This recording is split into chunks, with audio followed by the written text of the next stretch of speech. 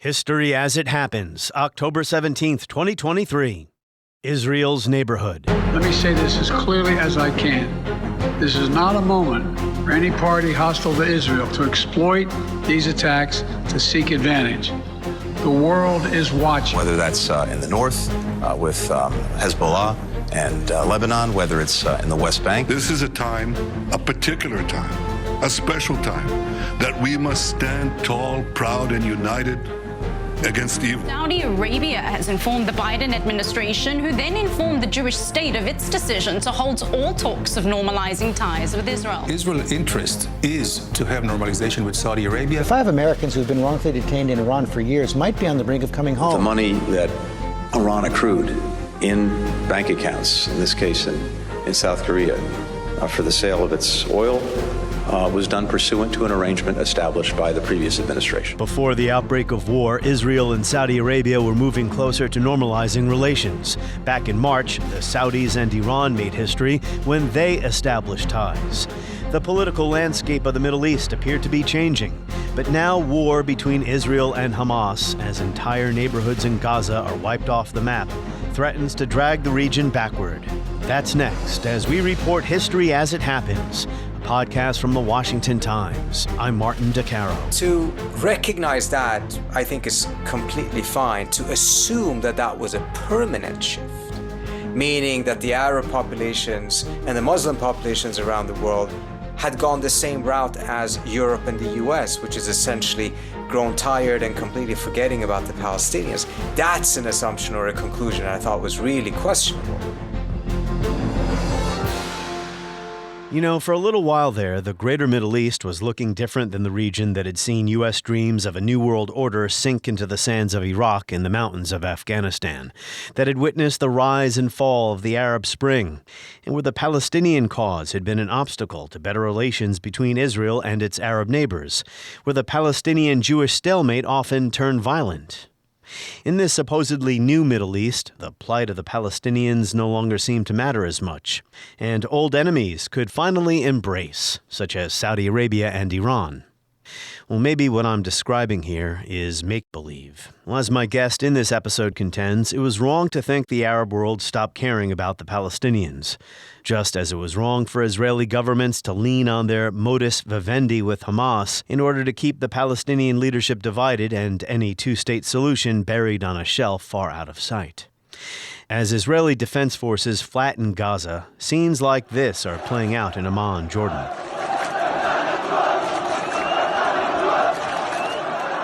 Thousands crowded the streets in solidarity with Palestinians. Whether the war pressures Arab governments to confront Israel remains to be seen.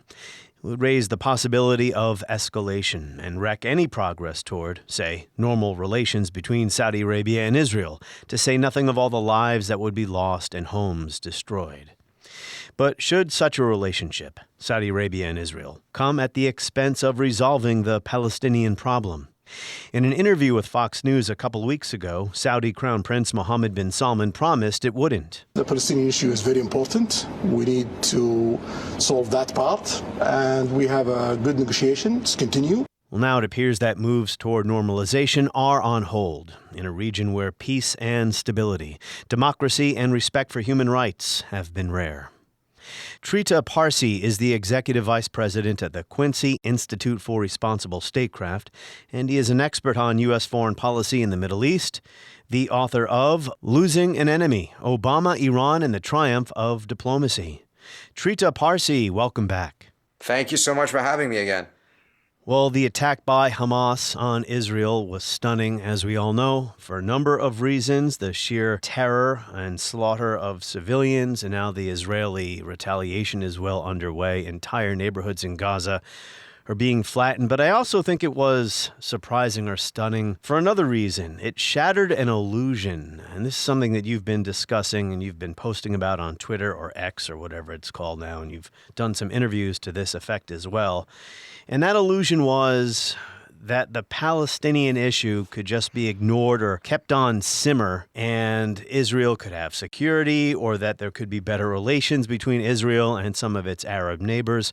Why don't we start there, your argument about the folly of that worldview? So this is an assumption that was adopted by the Trump administration, had been pushed for by the Israelis for some time. The opening came as a result of the Arab Spring, in which it became clear that the Palestinian issue wasn't any longer that potent of an issue in the Arab world, not because it had lost potency, but because suddenly there were more urgent priorities, meaning the internal affairs of these Arab states that were undergoing protests, revolutions, etc., etc. To recognize that, I think, is completely fine. To assume that that was a permanent shift, meaning that the Arab populations and the Muslim populations around the world had gone the same route as Europe and the US, which is essentially grown tired and completely forgetting about the Palestinians.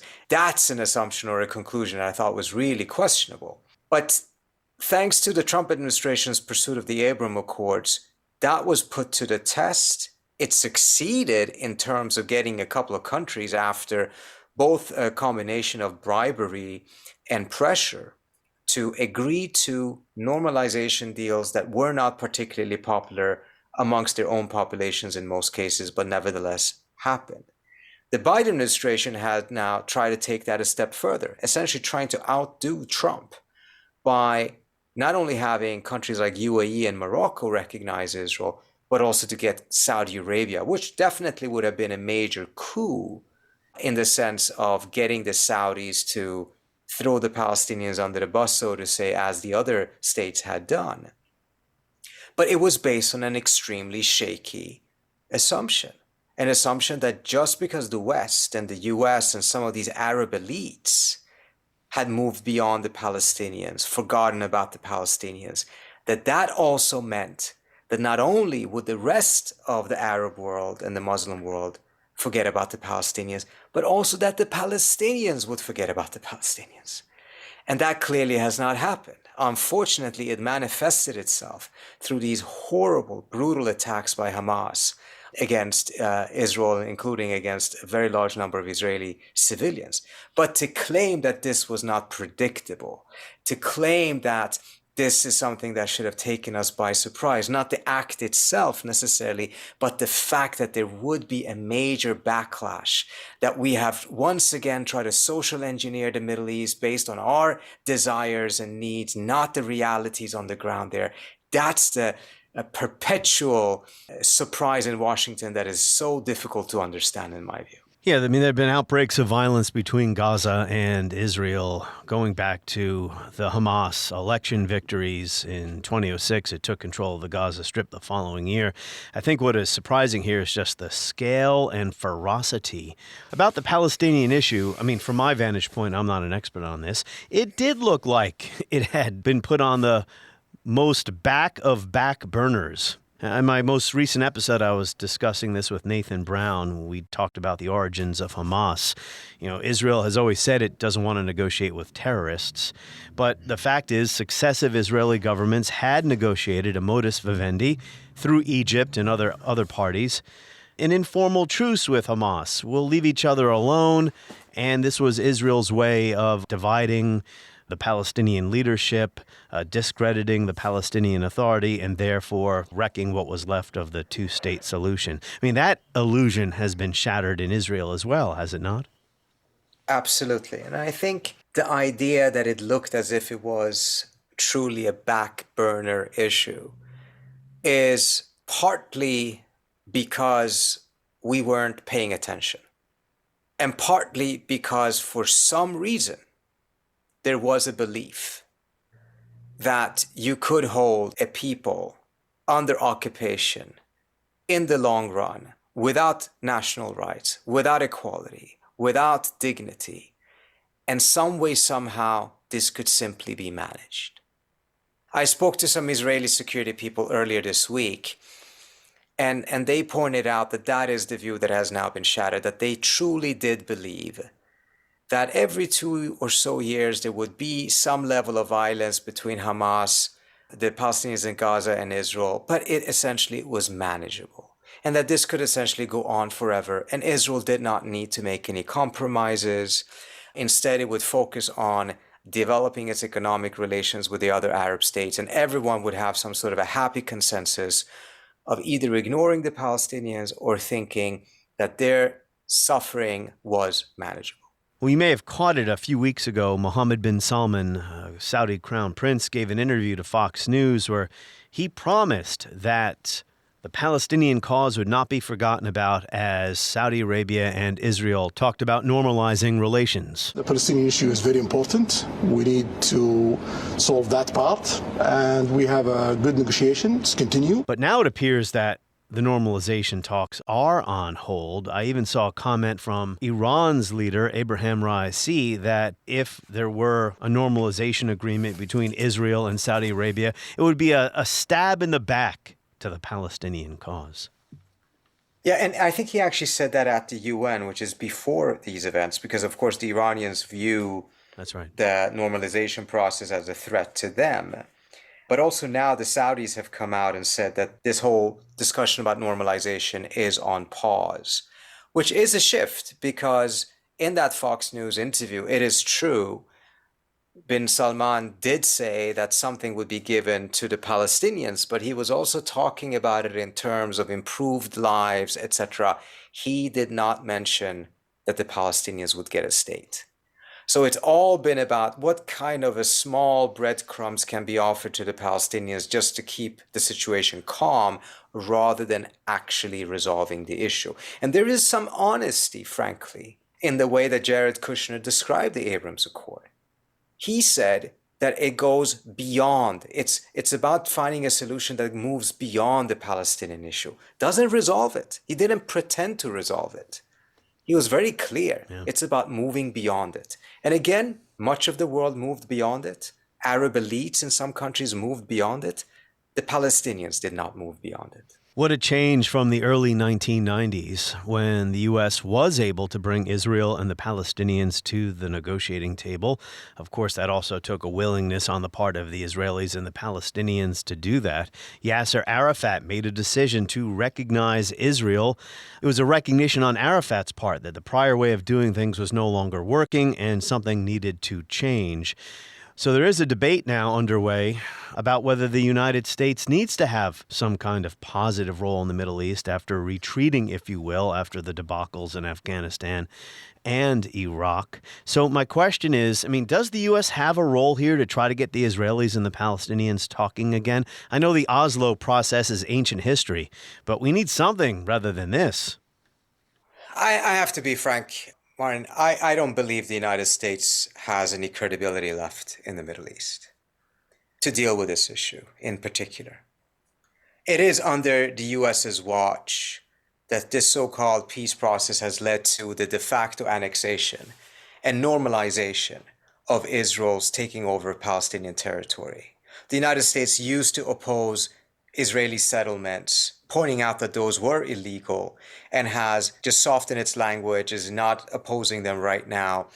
And on top of that, by pushing for normalization, it is a complete admission. There's no effort to actually resolve the issue. It's all about managing it in such a way so that the Palestinians don't get a state, don't get their dignity, but they're not in such a bad state that they actually resort to some other means of resistance, violence. Yeah, it is amazing. Coming back from that and trying to be a mediator in this is going to be a Herculean task. And it's not going to be successful unless the United States first shifts its own position. Right now, the administration is opposing anyone from the executive branch or members of Congress talking about restraint, talking about de-escalation, talking about a ceasefire, talking about calming the situation down. In fact, the White House spokesperson blasted members of Congress who had called for a ceasefire and restraint and said that that was repugnant. There can be no equivocation about that. There are not two sides here. There are not two sides. President Biden has been clear on where he has stood. You heard from him directly today. You heard from him also on Saturday on this. There's been multiple statements from this president, and he's taking action to provide additional support to ensure that Israel has what they need. Given these positions, the idea that the United States actually could be an honest broker, a mediator. The United States is not seeking to play that role. I don't believe the United States has retreated from the region in the sense of saying that retreat is the reason why these situations are happening. The United States has still been a very active player in shaping these policies because, the only priority administration has had in the Middle East for the last 2 years has been to secure a Saudi-Israeli normalization.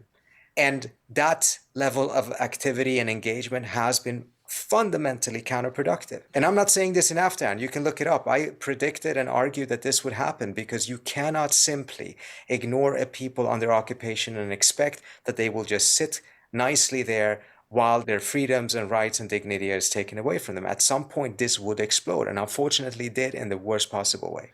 Maybe this question is self-explanatory, but why is Saudi-Israel normalization so important to some parties? Well, I think from the administration's perspective, they believe that if they can get Saudi Arabia to completely move beyond the Palestinian issue, then that will then cause a very large number of other Arab and Muslim states to follow suit. And then they will be able to complete the process of having moved beyond the Palestinians. And so in some ways, it's been this obsession almost. This has been the mother of all normalization agreements. And I think many of the people who were involved in this process probably thought that this was a way of also writing their names into the history books. So just to show you how far things have come since the days when a U.S. president would criticize Israel and put something behind the words, early 1990s, President George H.W. Bush, and I'm reading from William Cleveland's book here, A History of the Modern Middle East. President George H.W. Bush took a step no U.S. president had taken before. He linked U.S. financial aid to Israel to Israel's willingness to curb the settlements in the West Bank and Gaza Strip. The policy Bush adopted was not new. Every U.S. administration since 1967 had expressed its opposition to Israeli settlements in the occupied territories, but Bush was the first to enforce that policy, and this dispute reached a climax in February of '92 when the United States announced it would not approve a $10 billion loan guarantee to Israel unless Israel agreed to freeze construction of all settlements in the West Bank and Gaza Strip. Well, I was heard today there were something like 1,000 lobbyists on the Hill working the other side of the question. We got one lonely little guy down here doing it. Israel's Prime Minister Shamir was defiant and insisted his government would never back down in its determination to populate the occupied territories with Jewish settlers. Asking you to recap what's happened over the past 30 years is not fair and not practical. It'll take a long time. But, why are we at a point now where it's almost unthinkable to imagine an American president doing what Bush had done in '92? You're quite right. And I think it's very valuable to remind ourselves of what the US's position used to be.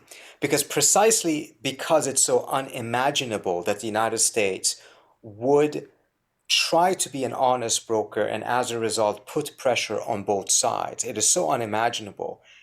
It also becomes unimaginable that that actually used to be America's policy. But it was America's policy. The Bush administration did put that pressure. There was a real effort to bring about an agreement. The United States did put together the Madrid conference. They dragged Shamir to that conference. The United States prided itself in the idea that it was an honest broker. This actually changed in the late 1990s and 2000s, in which the United States no longer claimed or wanted to be an honest broker. It saw itself solely on the side of the Israelis in order to be able to first make sure that the Israelis were happy with whatever outcome.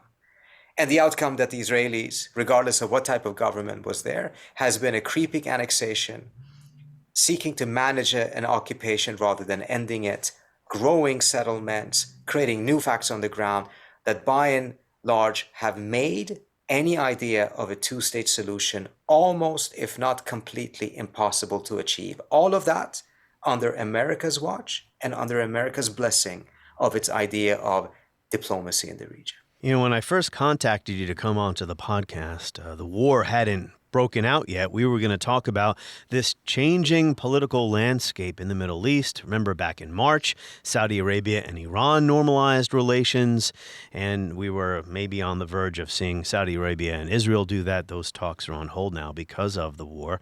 But it did seem like we had a new Middle East or a changing political landscape.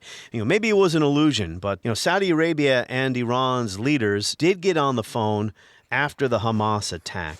Mohammed bin Salman reportedly told Raisi that he would try to de-escalate the conflict. Does that possible development square with some of your arguments about the rise of multipolarity in this region, the shrunken U.S. role and other actors taking more positive and assertive steps to deal with the issues there? Yes, but I think some of the latest developments need additional explaining. But as a first point, when the United States started to be perceived in the region of being about to leave, even if it wasn't necessarily taking troops out, but it had essentially lost the will to fight in or for the region, that created a completely new environment in the region. This came about first because Trump did not strike Iran after the Iranians hit Saudi oil fields in 2019. This sent shockwaves through Saudi Arabia. They thought that the Carter Doctrine was still in play and that the United States would go to war with Iran because of Iran's threat to Saudi oil fields. Secondly, when Houthis struck Abu Dhabi in 2021, the Biden administration did not respond in the manner that the Emiratis thought. So it really reinforced the image that this was not a Trump thing, this was an American thing. The United States did not have the appetite to go into yet another war in the region. Once that was clear, we could also then see a significant shift in the behavior of some of the states, because suddenly, if you didn't have a superpower backing you, then the cost of continuing certain conflicts was simply too high. And the benefit of shifting to diplomacy and trying to reduce tensions with those neighbors suddenly became much more attractive. So we started seeing a major regional detente as well as an intra-Arab detente. Saudi and Qatar, Saudi and Turkey, Turkey and Egypt, Iran and Saudi. It was a significant amount of diplomacy taking place in all of that.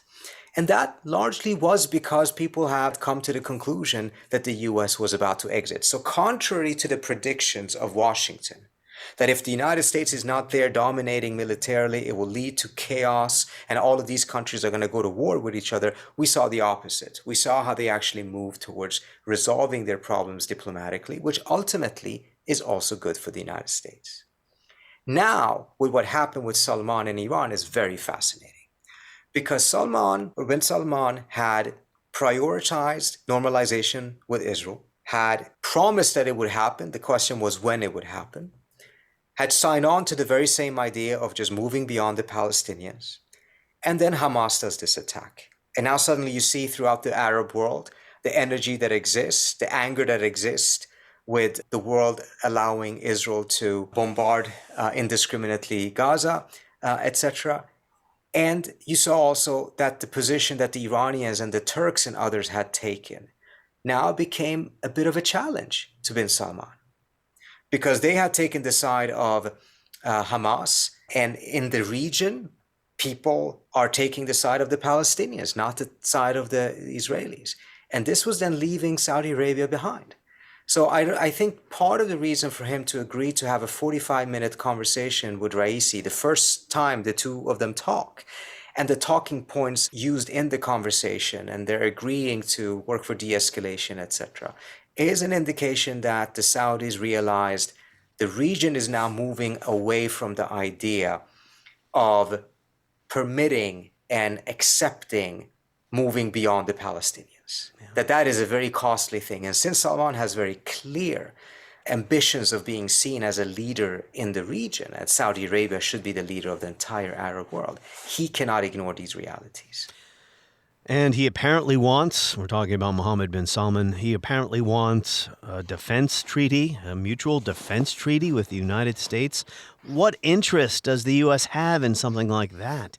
I have a very hard time seeing anything that would justify the United States under Biden who promised to make Saudi Arabia the pariah as they are. And I would make it very clear, we were not going to, in fact, sell more weapons to them. We were going to, in fact, make them pay the price and make them, in fact, the pariah that they are. Punish them for having beheaded the Washington Post columnist. Put pressure on them because of their destabilizing behaviors. I mean, bin Salman just a couple of years ago kidnapped the Lebanese prime minister, tortured him. We saw the war in Yemen, one of the worst humanitarian crisis that was created. This was not a country that in any way, shape, or form adhered to any of the principles that the Biden administration, with its authoritarian versus democracy frame, could find acceptable. But the administration, so obsessed and lured with the idea of normalization, at first rejected any ideas of a defense pact with Saudi Arabia.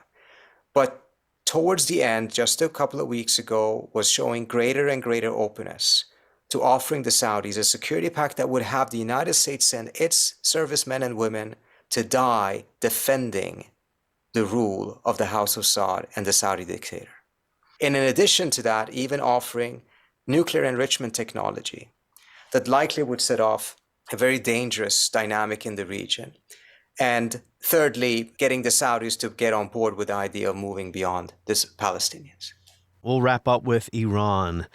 We know that Iran does support Hamas, but I've seen no evidence that it was directly involved in what happened in Israel, the Hamas attack out of Gaza. But that almost doesn't matter, because if politicians in Washington say that Iran was responsible, and this has been happening on both sides of the aisle, Republicans and Democrats, then it might as well be so. And the $6 billion in Iranian oil money that was going to be unfrozen might be frozen again. What's your take on the implications or the consequences of that for U.S.-Iran relations?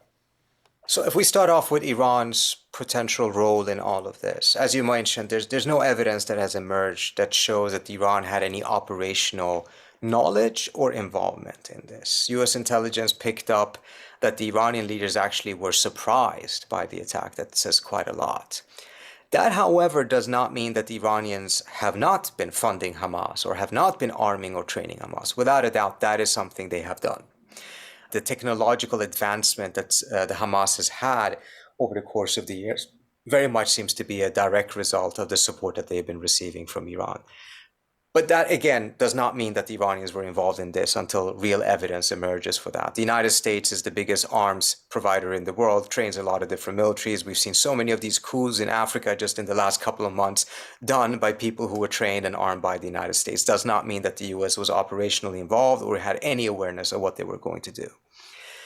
In regards to the administration's confusing decision, because at this point it's still not clear whether they are refreezing that money or not.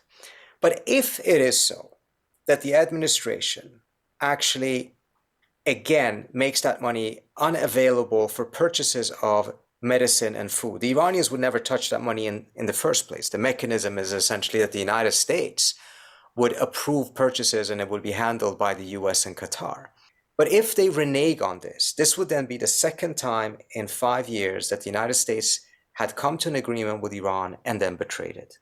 First, Trump leaving the JCPOA, and now this. The difference being that Trump left Obama's deal. Biden here is leaving this very same deal he himself struck 4 weeks ago. And what that will likely do, it will create a clear image and narrative in Iran that says that the United States is a serial betrayer of agreements and really undermine and weaken the elements inside the Iranian government that are open to some form of accommodation with Iran. And even those who are skeptical but may go along with it will have a much, much higher price than they did before. We already saw that during the negotiations that Biden pursued with Iran on the nuclear issue. The Iranians were insisting on guarantees that the US would not withdraw from the agreement again. The US was not willing to offer any such guarantees. That's going to be an even bigger problem if it turns out that the administration really reneges on this deal. It's unclear at me as to whether that's really what they're doing. Last question, Trita. What is Iran's historical interest in Hamas? And I mean, are they honest brokers in the Palestinian cause? Oh, certainly not. The Iranians do not pretend in any way, shape, or form of being that. The Islamic Republic has questioned Israel's right to exist. They have advocated a one-state solution, in which they want there to be a one state for two people. But what they say about that is essentially the Jewish inhabitants of Palestine that can show a route back to pre-1917 or pre-1948, not more recent Jews who have made Aliyah and become Israeli citizens. Iran's relationship with Hamas is actually a very complex and interesting one. They were not on the same page or even friends in any way, shape, or form before. Hamas comes out of the Egyptian Muslim Brotherhood, a Sunni movement that tends to be very negative towards the Shias and Iran in particular. Yassin, one of the founders, the key people of Hamas, was very anti-Iranian. This has now changed over the course of the years in the relationship between them, particularly after Saudi Arabia stopped funding Hamas and made Hamas much more dependent on other funders and supporters, put them in a position in which the Iranians could take advantage of it. But even still, the proximity that exists between Iran and Hezbollah in Lebanon, for instance, a Shia movement that Iran was very much part of creating, is fundamentally different from Iran's relationship with Hamas. So I was very skeptical about the early reporting that says that Iran had given a green light. I cannot foresee Hamas ever accepting being in a position, in a situation in which it is under the command of the Iranians. I find that very, very unlikely. The complexities here are mind-boggling. So, Trita, I appreciate you helping us make sense of them. And my concern right now is, well, beyond the obvious, the horrible loss of life, escalation and potential pressure from the Arab street, large protests in some places pressuring Arab governments to more forcefully confront Israel about what's happening. I mean, we just don't know what's going to happen. I share your concern, and I do see a scenario in which there is unfortunately a clear path towards escalation. I find this to be an interesting situation in which almost none of these actors actually want a larger war. I don't think Israel wants a two-front war at all, certainly not a third-front war, Hamas, Hezbollah, and Iran. I don't think the Syrians want it. They have benefited from the intra-regional detente and made up with UAE, etc. They're in dire need of funding, and they can get it from some of the Persian Gulf states. I don't think Egypt wants it. I don't think Hezbollah wants it, given the dire situation that Lebanon is in. I don't think the Iranians at all want it. The Iranian regime is extremely unpopular, has just survived a year of protest, and is essentially drawing a sigh of relief that they're still in power. I don't think they're in a position to be able to really conduct this. And I certainly don't think the Biden administration wants it, in the midst of Ukraine, potential conflict over Taiwan, to also have this. I don't think anyone wants it. Yet all of them are making decisions that make such a war all the more likely, because neither side is showing any restraint. And as I talked about it earlier on, the Biden administration is blasting members of their own party who are calling for a ceasefire. I do fear that there is a red line. I don't know where it is, but at some point, if the Israelis are very successful in decimating Hamas, there is a significant risk that Hezbollah will intervene, not necessarily to save Hamas, but to at least make it as costly as possible for Israel to continue, in order to make sure that Hezbollah itself will not be next. I see no military solutions to the problems here. This speaks to a point I made in my most recent episode, that when there's no open conflict or hot war, when things look to be kind of simmering for a little while there, the modus vivendi I referred to earlier, that's not the same as peace. Peace is a sustainable, just, equitable outcome. There was a pause between chapters of a long and unfinished war, is what we were witnessing. I think that's very well put. Hamas is ISIS, and just as ISIS was crushed, so too will Hamas be crushed. And Hamas should be treated exactly the way ISIS was treated. They should be spit out from the community of nations. And you can follow the latest developments in the war at WashingtonTimes.com. And also go to HistoryAsItHappens.com and sign up for my newsletter. Every Friday morning, you'll get an email from the Washington Times written by me. On the next episode of History as It Happens, why is Vladimir Putin embracing forever war? And what is late Putinism? We'll be joined by the great Mark Galeotti next as we report History as It Happens, a podcast from the Washington Times.